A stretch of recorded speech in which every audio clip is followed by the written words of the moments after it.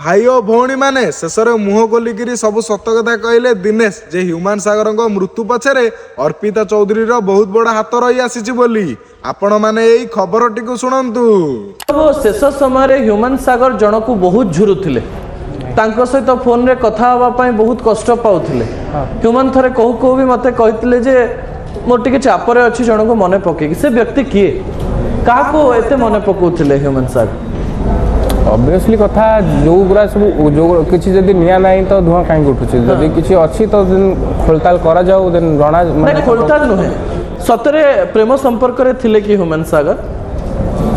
Obvious थिले अर्पिता सहित ही प्रेम संपर्क रे थिले। हां थिले तापरे ताकर ब्रेकअप हेतिला के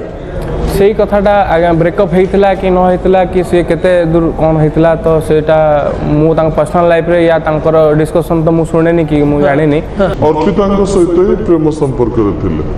थिले।